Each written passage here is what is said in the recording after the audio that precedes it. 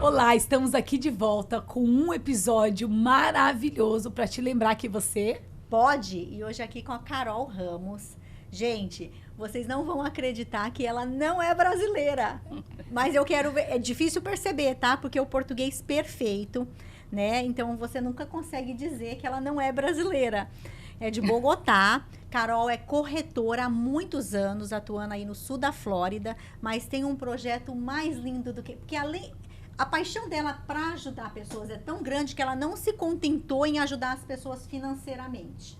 Ela também quis ajudar as pessoas que têm câncer de mama. E ela é responsável em transformar uma ONG em uma fundação no sul da Flórida. Isso, né, Carol? No sul da Flórida? Só no sul da Flórida. É no sul da Flórida, que se chama Andando com Olga. Isso. E elas ajudam mulheres com câncer de mama. Isso é lindo e mexeu comigo quando ela me contou. Porque eu falei assim, não, essa história precisa vir para o podcast. Porque a nossa intenção aqui é realmente ajudar a nossa comunidade. E olha, ela fala que ela é de Bogotá, mas... Pra mim, ela é brasileira. Ó, o Brasil tá correndo ali no sanguinho dela, viu? Ela vive no Brasil, casada com brasileira, fala português. Carol, eu sei que você é uma pessoa extremamente ocupada, então, primeiramente, eu quero te agradecer pelo seu carinho, por estar disponibilizando o seu tempo para trazer para nossa comunidade, para sua comunidade, um pouquinho da sua história e ajudar o nosso povo a ter uma vida mais leve, ter uma vida melhor, a se precaver, né? Porque eu tenho certeza que você vai dar altas dicas pra gente de como, né, fazer aí uma... Porque eu tava falando ontem com o Renato, menina. Ele lá meio que deu uma pegadinha. E aí ele falou, nossa, eu senti um carocinho. Senti um carocinho. Então você faz aí o exame, porque eu nunca faço. Então, já que você vive fazendo, já que você fica esperto. Fique esperto aí. Então, é muito importante isso, né? A gente é suposto fazer isso. E você faz? Eu acabei de passar por um scare. Você faz no banheiro, assim? Eu acabei de passar por um... Como é que fala scare em português, gente? Um susto. Um susto. Não. Um susto. É porque eu tenho... Não, um scare, um susto. Um susto, um medo. Você passou de... Um susto, porque eu tive no lado direito e percebi uma diferença e fui. E a médica achou um lampezinho aqui, mandou para fazer a mamografia e tudo. E graças a Deus deu tudo bem. Não era cancerígeno, mas sim, é importante demais. Sim, então, assim, muito, muito, muito obrigada. Somos gratas, né, Thali? Eu que agradeço pelo convite, de poder estar aqui com essas duas feras, porque eu já estou seguindo e realmente são mulheres que inspiram vocês duas. Obrigada. Vamos contar um pouquinho dessa história? Claro. Bom, eu cheguei nos Estados Unidos, eu acho que faz uns 13 anos, mais ou menos. Só 13 anos? Novata até aqui. Na cidade de Weston, né? E sempre fiz meus check-ups, normal, porque até eu tenho uma família que tem antecedentes, né? De câncer de mama. Então, eu vinha fazendo meu check-up normal e eu tinha feito uma mamografia em abril. E estava tudo bem, estava tudo certo. Mas... Você fez uma mamografia porque você encontrou algo? Não, de rotina. Só de rotina. Ah, então eles já estavam fazendo de rotina. Porque a mamografia de rotina começa com qual idade? Geralmente com 40. Entendi. 40. Entendi. Antes você pode começar fazendo Não, ultrassom. super jovem. Fiz 50 já. Super jovem. E aí, em dezembro, foi o primeiro ano que eu decidi que eu ia fazer o Natal em casa. E quis arrumar o melhor possível a casa, decorar a casa. E sobraram um pouquinho de fitas das que eu estava decorando a árvore. E decidi fazer uns negocinhos para pôr os guardanapos, né? Os arinhos lá. E comecei a costurar. Quando eu estava costurando, eu senti alguma coisa que estava me incomodando, né? Aí eu percebi que eu tinha umas bolinhas, achei estranho. Imediatamente marquei novamente com a minha ginecologista. Ela me pediu para fazer uma mamografia, uma ultrassonografia. E eu saí do hospital e me falaram, olha, este ano não tem. Isso foi um dia 22 de dezembro, já teria que ser para o ano seguinte. Eu falei, eu não quero fazer uma cirurgia? Não tinha consulta para fazer a mamografia Entendi. e ultrassom. Eu falei, eu quero fazer durante este ano, porque eu já paguei a primeira e eu já tinha atingido o meu deductible do seguro. Eu falei, eu não quero agora em janeiro de novo ter que pagar novamente $500, $600. Aí eu falei, eu quero fazer este ano, aproveitar que eu já, né? Sim. Aí, quando eu saí, me falaram, não tem como fazer. E eu estava a caminho da minha casa quando decidi ligar para uma amiga que eu sempre tinha escutado, que ela falava de uma oncologista. E ela me falou, tenta no Memorial Hospital. Eu tentei no Memorial e me falaram, olha, o único horário que a gente tem é 7 horas da manhã, dia 26 de dezembro. Falei, ok, tudo bem, não tem problema. Fiz o Natal em casa. E aí, o dia 26 de dezembro, eu cheguei e no meio do ultrassom, eu olhava para a mulher e falei, nossa, que antipática, ela, sabe... Tá séria. Tá séria. Eu falei, quando que eu vou ter os resultados? Ela falou, daqui a pouco, espera um pouco que eu vou trazer o médico. Aí ela entrou na sala, o médico refez novamente o ultrassom e ele me falou assim, I'm so sorry. Eu falei, não tá fazendo muito frio, porque eu tinha reclamado que estava muito frio. Eu falei, não, eu estou bem. E ele falou, não, this is bad. Eu falei, o que significa que é bad? Aí, imediatamente, ele falou, it's cancer, invasive cancer. Na hora. Invasive. Câncer assim, invasivo. Na hora, ele falou. Porque geralmente eles não dão resultado na Dão, mesma hora. dão. Depende. Na mama, Tem a meu eles deram. tem um Uma aparelho mamografia que se eu chama fiz, 3D Não. tomosynthesis. Eu acho que Depende da máquina também, depende da tecnologia que for utilizada, eles conseguem ver. Porque né? eles fizeram minha mamografia e me mandaram pra fazer ultrassom. Aí eu comecei a é suar. o ultrassom que eles dão na hora. Aí eu comecei a mamografia. suar, eu falei, meu Deus. E o seio que eu senti, o seio que eu não senti foi rápido. Tio. O seio que eu senti, ela ficou lá um tempão tirando foto de tudo quanto é lado. Aí ela falou, nós vamos precisar fazer uma ultrassom. Aí meu coração, eu tava lá sozinha, porque não é nada, né? Eu sou super... Aí, cara, eu senti assim, que eu falei, Jesus, por favor, não deixa ser... Porque a gente fica, né? Desesperada. Você tava sozinha no seu também? Ou você tava acompanhada? Olha, tinha uma prima minha que decidiu Ir que com ela você? queria porque ela queria ir comigo, Ai, que né? bom. Então aí vem aquele choque que você recebe, que você fala, eu não? Por que eu? Não, eu quero ver minhas filhas crescer, eu quero ir com elas procurar o vestido para o casamento, eu quero... Não, eu não. E eu pensava muito na minha mãe nessa hora, porque a minha mãe teve a avó dela, a mãe dela, meu pai tinha acabado de terminar um tratamento muito forte de químio. E falei, coitada da minha mãe, agora eu, né? E como estávamos próximos ao Ano Novo, eles tinham acabado de chegar no Guarujá, tinham acabado de colocar as roupas dentro do armário, tirado da mala, quando eles recebem a ligação do meu marido.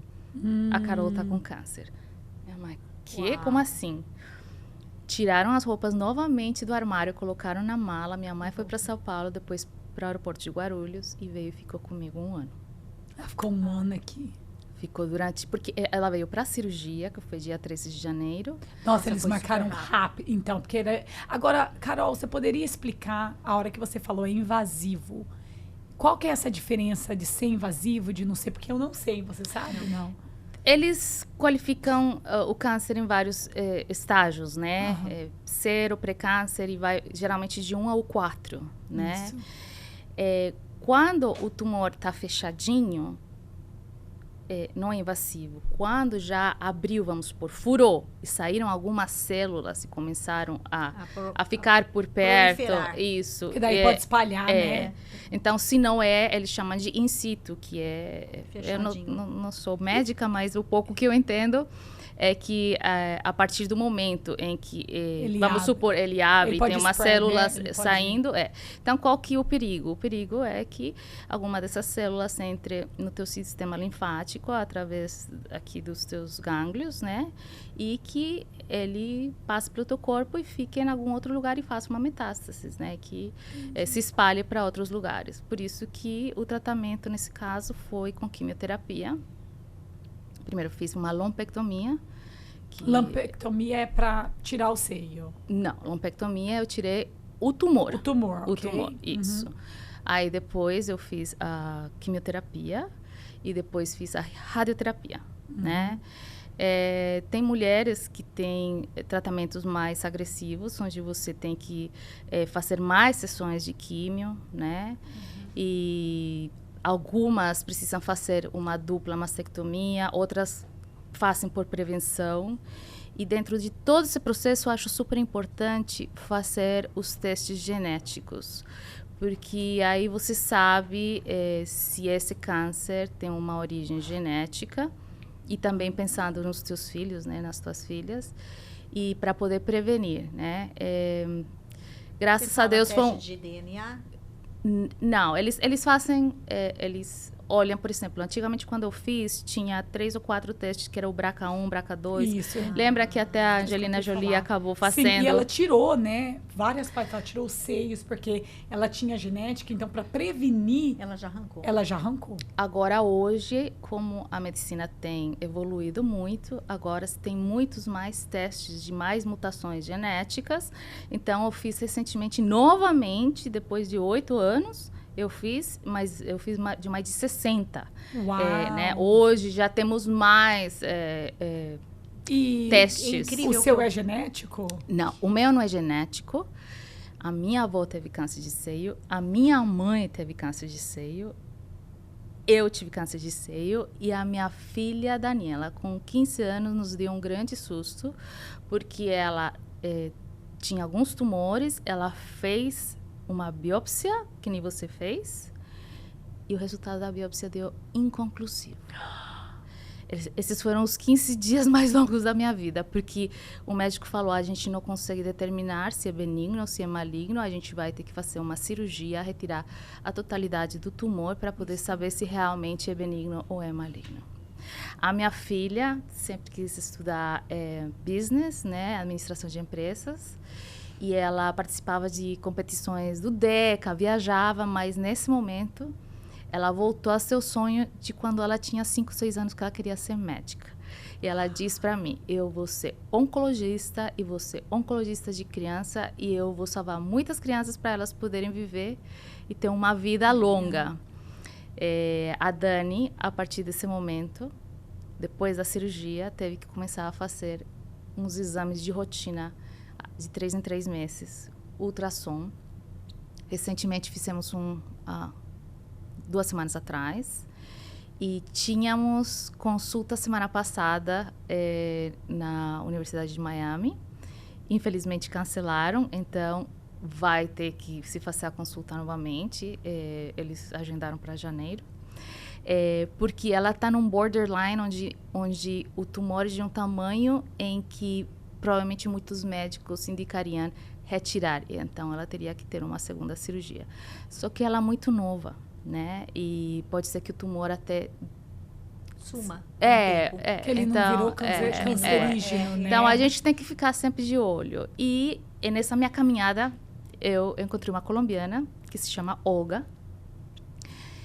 E me chamou muito a atenção essa disposição dela de ajudar o próximo, como eu sempre vi na minha mãe e na família da minha mãe. Então, ela teve um câncer de seio muito complicado e ela se prometeu a si mesma que se ela fosse sobreviver e se ela fosse sair vitoriosa dessa batalha, que ela ia ajudar muitas mulheres que tivessem esse tipo de situação. Então, a Olga começou com um grupo de apoio. Ela fazia café da manhã todos os sábados na casa dela. E uma começava a contar para a outra, o grupo foi crescendo e ela foi, aos poucos, tendo um pouco de doações por parte da comunidade. Eu fazia eventos, mas a gente começou a se organizar seriamente já há 2 anos atrás, como fundação. A fundação ajuda todas as mulheres recém-diagnosticadas de câncer de seio, latinas e brasileiras nos Estados Unidos e também mulheres em outros países. A gente está agora com mulheres na Venezuela, no Panamá, no Chile, na Espanha, na Colômbia. Recentemente ela viajou para o Salvador, na Centro-América, no México, na República Dominicana. Na última viagem ela levou sutiãs especiais para quando você tem a cirurgia. levou perucas, né? E ela ajuda, a gente ajuda em todo o processo. Por exemplo, muitas não falam inglês. Acompanha na consulta, faz a tradução. Às vezes você perde o trabalho, além de perder o cabelo, perde o marido, perde seus ingressos, fica numa situação muito complicada. Então, a gente tem uma diretoria na fundação, onde a gente determina para onde que vão ser doados esses recursos que a gente tem. Muitas vezes a gente paga a água, a luz, telefone deles, serviços básicos que vão ser cortados, porque elas não têm como pagar. E um dos projetos lindos que a Olga fez é o projeto dos corações. Então, é uma almofadinha que a gente utiliza depois de fazer a lumpectomia ou a mastectomia, que se coloca embaixo do braço, que é em forma de coração, para poder apoiar, para não te doer, para você poder descansar o braço, né? E ela é em forma de coração, porque traz todo esse amor, todo esse carinho. Ela se reunia com umas 5, 6 colombianas e outras latinas a costurar, e eu tive a ideia de criar o projeto dentro da escola Cypress Bay em Weston, onde as crianças podiam fazer voluntariado durante o Covid. Porque quando a gente teve a pandemia e o Covid, eles não conseguiam fazer as horas de voluntariado porque estava tudo fechado. E eles precisavam dessas horas de voluntariado para poder se formar. Eu falei, bom, é um projeto que vai ajudar as crianças, porque vão conseguir ajudar a comunidade. E fora isso, a Olga vai receber recursos. E chegou uma hora em que eu tinha tantas almofadas na minha casa, a minha garagem estava tão lotada, que a minha vizinha, a Marcinha, linda, querida, me ajudou também com o quarto na casa dela. E foram tantas almofadas que chegaram, e todos os meninos brasileiros, praticamente, da escola Cypress Bay, colaboraram no projeto. Alguns deles também ajudaram a fazer máscaras, né? Foi super lindo o projeto. A gente teve tantas almofadas que a gente conseguiu doar até para asilos e orfanatos. Atualmente continuamos fazendo as almofadas, mas ainda temos muitas guardadas. Olha, para você ver, além de ajudar as crianças, ajudaram as mulheres que passam por esse, né, que precisam desse conforto embaixo do braço, né? E ainda conscientizaram as nossas crianças a importância, né, de uma prevenção, a importância de ajudar o próximo, a importância de se envolver, né, com projetos como esse para adicionar, para ajudar a comunidade, né? Porque essas crianças devem ter ficado impactadas também. Também. A gente, durante o ano, faz uma série de eventos para poder arrecadar dinheiro, né? E no mês de outubro, quando a gente tem mais eventos, e um dos eventos mais importantes é o nosso Picnic, porque é rosa, pink, picnic, né? E o ano passado também, a colaboração dos brasileiros foi inacreditável, porque eles ajudaram a montar o evento, levaram todos os alimentos para poder a gente fazer as vendas de hambúrguer, de cachorro-quente, etc., de bolinho, de brigadeiro. E sou muito grata, porque mesmo sendo colombiana, eu tenho recebido muito da comunidade brasileira. O Brasil me deu, né, meu marido, minhas filhas, e acho que eu levo o Brasil aqui dentro. Carol, você é da Colômbia, então. Eu sou da Colômbia, de Bogotá. Bogotá é na... tá. Bogotá é porque eu falei, gente, será que eu falei errado? Sim, de Bogotá. Que legal. Minhas filhinhas nasceram em São Paulo. Em São Paulo. Então, calma, seus filhos são... O marido dela é brasileiro. Mas você, então, foi pro Brasil primeiro e depois pra cá? Então, quando eu nasci, na realidade, a primeira saída... Minha mãe é diplomata, 37 anos, trabalhou no Ministério das Relações Exteriores, fez por concurso público, e a gente teve a oportunidade, eu tive a oportunidade de morar em mais de 6, 7 cidades no mundo. Quando eu era pequenininha, eu fui morar no Paraguai. Que legal, meu pai também trabalhou. E eu vou contar uma anécdota muito engraçada, porque eu passava o dia com a moça que ajudava em casa, meu pai e minha mãe trabalhando, e ela só escutava música em Guarani, e a rádio, né, e a música era em Guarani. Então eu cresci pequenininha só escutando Guarani. Quando meus pais foram transferidos novamente para a Colômbia, eu entrei em Bogotá numa escola americana de freiras. Elas chamaram a minha mãe Falaram que estavam muito assustadas, que ela não sabia que dialecto era esse, de onde vinha. Talvez eu estava possuída alguma coisa. Não era uma linguagem conhecida, né? Mas era o Guarani. A gente teve a oportunidade de morar no Equador, na Guatemala, eu morei no Canadá também, em Toronto. E em São Paulo várias vezes, por conta do trabalho da minha mãe. Ela foi a cônsul-geral da Colômbia em São Paulo várias vezes. E seu marido é da onde no Brasil? São Paulo. São Paulo. E foi aí que você conheceu o seu esposo? Foi, porque eu falei para minha mãe. A minha mãe estava a cargo da Embaixada da Colômbia na Guatemala, quando ela teve novamente que ser transferida. E a minha mãe falou, não, São Paulo, de jeito nenhum, eu não vou para essa cidade é enorme, é muito trânsito, é muito caro, eu não vou. E aí eu lembro que na época estava na moda a lambada, né? Aí eu fui, coloquei o CD da lambada e comecei pela casa toda de pijama. Mãe, eu quero aprender português. Mãe, já pensou? Tem a USP, eu posso fazer uma pós-graduação. Eu posso. Você tinha quantos anos? Eu tinha 23.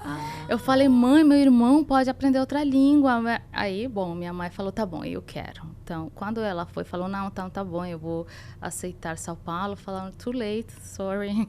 Desculpa, mas já tem outra pessoa que vai para São Paulo. A minha mãe tava chateada, né?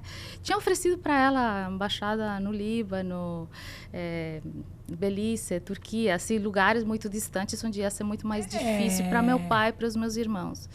E, finalmente, a pessoa que ia para São Paulo teve algum problema, voltou atrás, falaram, olha... Abriu a vaga. Abriu a vaga, e a gente foi. Aí eu lembro que eu fui para a USP, eu falei, bom, quero fazer um mestrado aqui. E me deram assim, não, você tem que fazer isso ia me tomar mais de 3 anos. E conheci uma brasileira que trabalhava nessa época na empresa, na Coca-Cola, e me falou, olha, está nos oferecendo para os executivos um MBA, que é em inglês, que tem um convênio com a Universidade de Toronto, no Canadá. Vou te dar essa papelada toda, caso você tenha interesse, preenche e leva. E eu falei, tá bom. Aí eu fui, eu conheci, eu gostei. E aí eu fiz meu MBA e meu marido estava na minha sala. E aí falaram, tem que fazer um grupo para fazer um trabalho, tem que fazer um projeto. E eu tive que fazer o projeto com ele, e aí começou a história. Ai, que legal! Então você conheceu ele lá. Eu achei que você tinha conhecido Estudando. Ele aqui. Que graça! Aí teve 2 filhas. 2 meninas, uma tem 21 anos, a outra tem 20. As 2 estudam aqui na Flórida, na NSU. Uau. E as 2 querem ser médicas. Que legal! Uau, Carol, e como que foi esse processo para você? Depois que você tirou, você deve ter passado por várias coisas, né? Quimo, cabelo, você chegou. Como foi enfrentar tudo isso? O que te ajudou? O que é importante as pessoas saberem quando estão passando por um processo desse ou quando estão próximo de alguém que está passando? Porque o importante também não é as pessoas que estão ao seu redor, né? Às vezes, como ajudar, como dar suporte, o suporte correto. Porque às vezes a gente querendo ajudar, fala o que não deve, faz o que não deve, né? Então, eu tenho certeza que você deve ter passado por tudo isso e pode ajudar a gente aprender, né? Eu acredito que a gente não é só matéria. E a gente também tem um espírito e acredito muito em Deus. Eu acho muito importante a gente ter uma base sólida de fé e ter uma crença, né? Então, para mim, estar sempre pertinho dele conectada foi muito importante, que a minha mãe sempre me ensinou. Não espere você ter o Deus bombeiro, que você chama só quando está pegando fogo a casa e tem um incêndio, aí você se lembra e começa a orar, né? Não. Então, graças a Deus, eu tinha essa parte de conexão muito com bem, Deus, né? Mas eu não queria que as minhas filhinhas sofressem, né? Me vendo sem cabelo e triste, porque o meu maior medo era realmente que eu tivesse uma metástase, que esse câncer fosse evoluir para outros órgãos do meu corpo, né? Elas tinham quantos anos? Ai, olha, isso tem foi 8 anos, 20, por aí. 15, 12? 23, eram 20, jovens, era 12, 15, então... 15, 18. Elas têm 1 ano e 5 meses de diferença. Isso foi faz 9 anos. Elas têm 23? 21 21 tem a Cami. e 20. E 20. Então, 10, 11... Por aí. Entre 11 por e aí. 13. Então, assim, já entendiam que é uma fase difícil, Já. né? Essa fase já é uma fase de mudança pra menina, E na né? época, no momento, o Nossa. livro e o filme da moda era The Fault in the Stars, alguma coisa assim, daquele casal de jovens que se Lembro. apaixonam, que os dois tiveram câncer. E esse livro era o livro que a minha filha sempre estava lendo, então ela estava muito perto do conceito. E fora isso, ela tinha visto meu pai passar por todo o processo, né, da químio, enfim. Então, a família me ajudou muito. Pessoas que eu considerava que eram só conhecidas, tipo, uma venezuelana que era mãe da turma de futebol das minhas filhas, se tornou um anjo na minha vida. Muito importante, me deu muito suporte emocional. Ela chegava em casa com uma cesta de pães na hora do café da manhã para os meus pais. O dia do aniversário da minha filha, me perguntou: você me deixa levar tua filha para comprar uns cupcakes? Eu falei sim, mas na realidade ela montou a festa toda. Quando eu desci, estava decorada a casa, tinha atividade, tinha lembrancinhas. Ela se dedicou 100%. E sempre vou ser muito grata a Luisana. Umas pessoas que você acredita que são mais próximas não ficaram tão próximas porque elas têm medo de incomodar, muitas vezes, né? O processo é assim: quando você faz a primeira químio, já 15, 20 dias depois, teu cabelo cai. Então, você vai cortando aos poucos para que o choque não seja tão forte que você vê no teu travesseiro, né? Mechas maiores, né, de cabelo. Então você corta e você já vai vendo cabelinhos menores, né? E me rasparam a cabeça no hospital. Olga faz isso na nossa fundação, ela vai e ela raspa a cabeça das meninas. E meu primeiro choque foi quando eu tomei banho a primeira vez e caiu água diretamente no meu couro cabeludo, que eu sentia como se fosse alfinete, senti muita dor, porque ficou muito sensível depois de raspar, né? E tudo é um processo. Depois o cabelo cresce, depois toda a vida volta à normalidade. Eu acho que a prevenção é muito importante. Se você pega numa fase inicial, você tem uma chance muito grande de você vencer, porque hoje em dia a medicina está muito avançada. Então, o importante é vocês não descuidarem, fazer sempre o controle, a mamografia. Se vocês não têm recursos, tem muitos hospitais aqui no sul da Flórida que te oferecem ou uma mamografia de graça ou com $50 que você pode pagar. E não deixem de fazer, porque se você pega num estágio inicial, é muito mais fácil de tratar e as chances de você sobreviver são maiores, né? E você vê que ela tinha acabado de ter uma mamografia. Então, é isso aí, não deixar, se você só está tendo uma mamografia uma vez por ano, porque ela teve uma mamografia em maio, abril. E ela descobriu que ela estava com câncer em dezembro. Isso.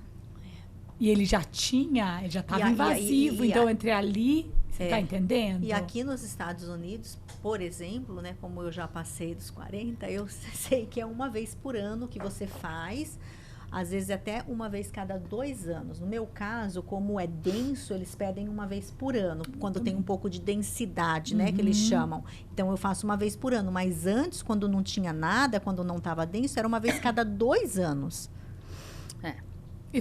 Que o seguro e os médicos indicam. Então, depende muito se você tem antecedentes. Fazer o teste você mesmo também, né? O autoexame. O autoexame, sim, com certeza. Sim. Porque isso aconteceu comigo, eu não sabia que os seios mais densos você tem mais chances de ter. E foi isso que aconteceu com o meu estava muito denso. E eles falaram, aí eles me mandaram uma carta falando, olha, os seus seios é denso, então é algo que talvez, né, provavelmente eu vou ter que ver com a minha médica agora, mas começar já a fazer a mamografia desde agora, você eu não tenho 40 ainda. Não tem 40, é verdade. Não me coloca nessa categoria, por favor. Às vezes eu esqueço, né? Que a boneca aqui é baby ainda. Meu corpo não tá 100%, mas eu não estou aí ainda. Mas eu acho que eles vão pedir. Mas tudo isso é importante saber. E eu não sabia. Eu não sabia que densidade faz diferença. E uma das coisas legais da nossa fundação, do nosso grupo, é que tem as veteranas, que somos as que, né, já tivemos câncer há mais tempo atrás. Que ajuda, né? Que a gente anima, ajuda. O cabelo cresceu, as sobrancelhas, os cílios estão de volta, voltou a ter uma vida normal. E a gente dá esse apoio para as que foram recém-diagnosticadas. Então, comecei a convidar 1, 2, 3 brasileiras. Hoje a gente tem um grupo meio que separado por conta do português. Agora já temos mais de 20 brasileiras. Que legal! E a gente vai ter um encontro essa semana. A gente vai jantar juntas. Porque é importante a gente apoiar uma a outra, né? Às vezes, eu tenho uma amiga muito próxima que ainda continua em tratamento, então a gente liga o dia que tem químio, a gente vê como que tá sentindo. Eu vou indicar uma brasileira que é uma amiga minha, que está passando por isso agora, para entrar nesse grupo. Com certeza, porque o grupo te ajuda muito com informações, informações sobre tratamentos, informações sobre o que você deve comer, o que você deve evitar quando está fazendo tratamento, a químio. A Olga sempre traz uma palestra de algum oncologista, de alguém que faça radioterapia, de um psicólogo, e se toca muitos assuntos importantes que tem a ver com autoestima, como tratar a doença dentro da família, com os filhos, etc. Então, nosso trabalho é bem bacana, bem legal. E vocês são uma luz, né? Uma luz porque estão aqui, estão bem, estão saudáveis. Eu acho que é tão importante quando a gente está numa posição mais vulnerável, ter alguém para se espelhar, falar, olha, ela passou, sabe assim? Eu consigo também. Experiências, né, amiga? Com certeza. E suas filhas, Carol, como é que elas levaram tudo isso? Você falou que a sua maior preocupação era elas, né? Bem, eu acho Ficaram bem? Sim, eu acho que minha atitude foi sempre positiva. Tipo, eu sei que eu vou vencer e isso faz parte da nossa história. A gente tem que, às vezes, passar por certo tipo de situações para crescer, né? Para aprender a ver a vida de uma maneira diferente. Os valores mudam também um pouco. Mudam, né? De qual maneira? Seja, eu estava te comentando, né? Do outro dia, às vezes eu vejo... Talvez eu era assim, né? Eu saio frustrada da minha cabeleireira porque cortou muito meu cabelo. Ou porque eu estava frustrada quando a gente se encontrou. Ou porque pintaram meu cabelo errado. E você fala assim, poxa vida, que legal, você tem cabelo, né? Não tem que esperar meses e meses para teu cabelo começar a crescer, né? Então, você sentiu o sabor de um alimento, né? Como aconteceu também na época do Covid, né? Que muitas pessoas perderam o paladar. Então, quando você está na químio, você reflete também, né? Nossa, eu estava bem, eu não sabia quanto era bom poder comer tudo que eu queria, ou poder, sabe, sair na rua. Que as pessoas às vezes te olham com pena, né? Eu ia no supermercado e eu não usava peruca, não gostava, porque eu sentia muito calor e coçava também. Então, eu usava um lenço, né? As pessoas te olham assim meio que com pena também, né? Às vezes. Então, é um processo de crescimento, né? E para você entender que o olhar das pessoas de pena é de compaixão, porque não é por maldade, né? Claro. As pessoas olham e tipo assim, poxa, e às vezes até eu mesmo, quando eu vejo uma situação dessa, eu falo, Senhor, abençoa essa vida, que ela possa ter força, para que ela possa ter coragem, para que ela possa acreditar na cura dela, né? E a gente manda isso, mas mesmo assim, não tem como você acaba olhando, né? E quando você olha, eu acho que na cabeça de quem está ali, como que você vai ver isso, né? Como que você vai reagir a isso? É muito importante. E por isso também é muito importante que as meninas que são diagnosticadas procurem apoio. Dentro dos próprios hospitais tem grupos de apoio. Também, né, ligando para a nossa fundação, se comunicando com a Olga para fazer parte do nosso grupo, que a gente tem todo dia no WhatsApp. A gente comunica quem vai ter químio esse dia, parabeniza que terminou todo o processo. Dividem experiências. A Olga, o primeiro dia da quimio, chega com um saco gigante que tem a meinha, a balinha, um livro, dá aquele carinho, porque muitos de nós não temos família aqui, né? Então, a fundação apoia muito, porque as pessoas se sentem acolhidas, né? Um apoio, alguém com quem falar, com quem desabafar. E novamente, para você que está nos ouvindo agora, o nome da fundação é Andando com... Caminhando. Caminhando com Olga. Isso. Então, caminhandocomolga.com, se for no Google. Sim, se você for no Google, e depois eu posso passar para vocês também o telefone da Olga. Sim, com certeza, Carol. Já pode passar aqui agora e a gente vai passar de novo no final, porque quem tá pegando agora aí quer pegar já o telefone da Olga, Caminhando com Olga. Gente, importantíssimo, você que tem um familiar, um amigo, em qualquer lugar, porque as pessoas vão poder participar através do grupo do WhatsApp, e ali elas vão receber dicas, trocas de experiência, motivação, né? Porque é muito importante isso para quem tá passando por isso. Então, dividam aí. Se você que está ouvindo, passe para o seu amigo, para sua amiga, para seus familiares, para que as pessoas possam realmente terem esse apoio. Qual que é o número? 954 446 57 28. Fechou. Muito importante, muito importante. E assim, muito legal isso tudo. É uma história incrível. Pode... Quer falar alguma coisa, amiga? Não. Eu ia perguntar quanto tempo faz que ela já está indo mexer. Sim. Muito importante.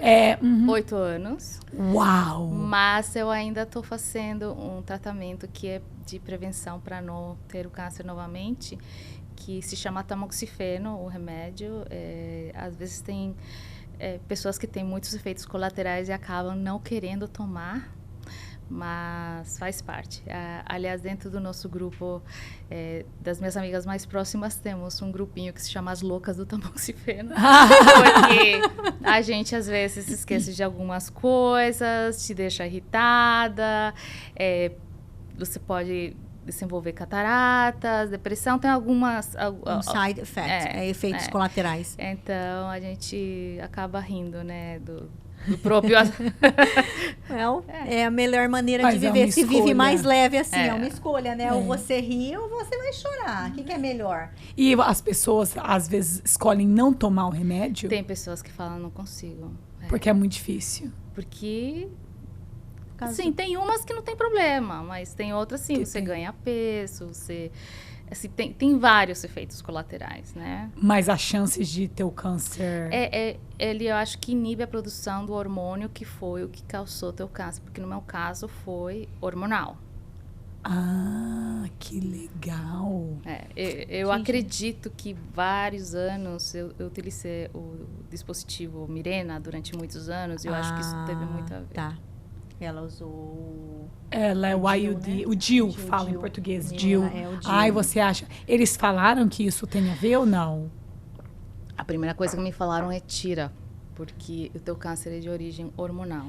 Gente, é provado isso, né? Assim, se a gente puder evitar tomar anticoncepcional, seria o ideal, né? Porque é hormônio, tem muita coisa hormonal, é muito né? hormônio, né? Que a mulher bota pra dentro, seja com anticoncepcional, seja com esse Mirella, que é o DIU, seja com...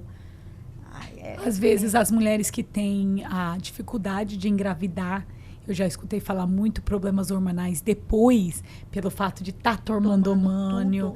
Então, tem que ter bastante cautela, mas muitas das vezes não tem como, né? A gente precisa tomar.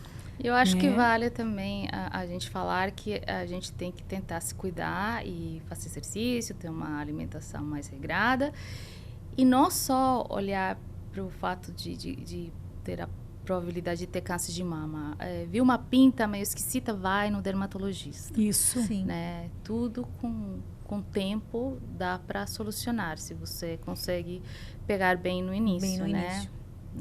É se precaver, né? Conhecer o seu corpo. Está ligado, tem que estar ligado, tem que estar ligado. Agora sim, foi muito bom falar sobre isso, mas eu quero também aí colocar uma pautinha aí agora. E a gente sabe que a Carol, ela é uma corretora há muitos anos, mais de 8 anos no mercado ali em Weston, e ajuda milhares de brasileiros, porque ela fala português, e também, claro, todos os hispanos e toda a comunidade americana também ali em Weston. Como que está aí? Como que foi isso? O que fez você escolher essa profissão? A gente já sabe, né, que amor é o próximo, né?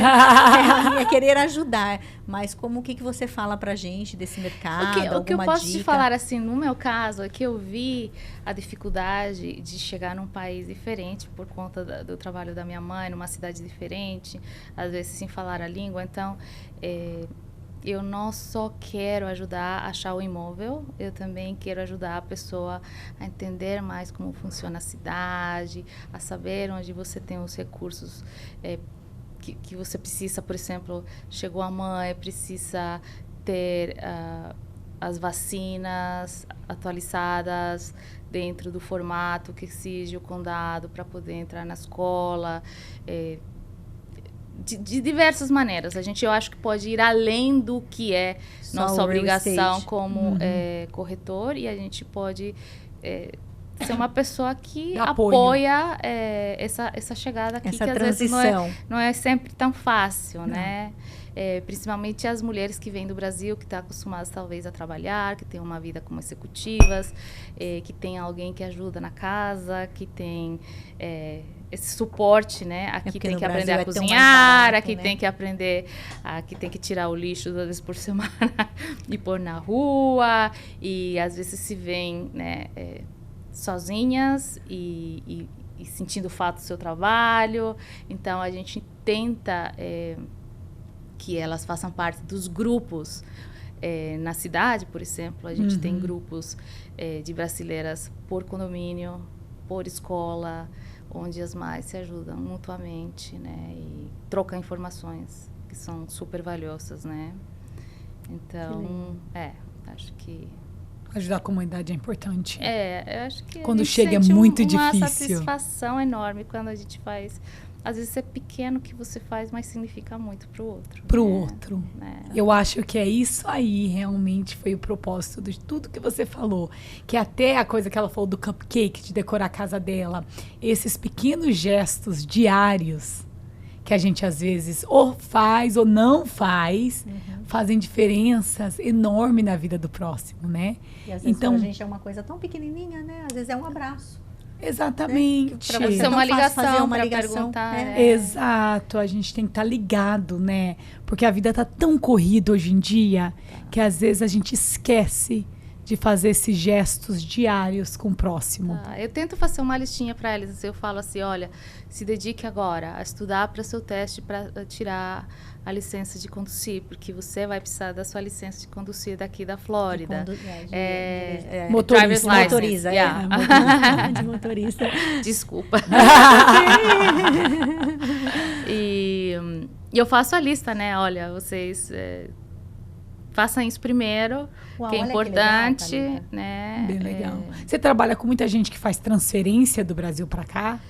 Sabe que isso já não tem mais. Assim, isso que eu falo, quase quando não. eu cheguei aqui, tinha muitos executivos que tinham sido transferidos, chamados expatriados, né, dentro das multinacionais, onde as empresas davam certos benefícios, né?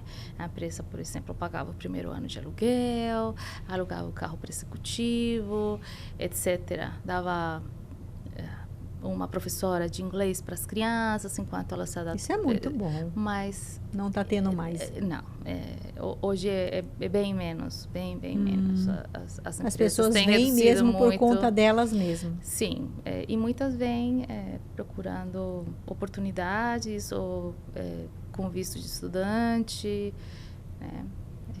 É diferente o tipo de imigração que a gente tem hoje. E da sua cidade, que está a Colômbia? Tem bastante pessoas vindo de lá? Bom, a gente na Colômbia, como no Brasil, teve eleições recentes e na Colômbia agora temos um presidente que é da esquerda e muitas pessoas estão tendo temor ao que possa acontecer economicamente dentro do país e estão pensando, sim, em vir morar nos Estados Unidos. Dolarizar. Sim.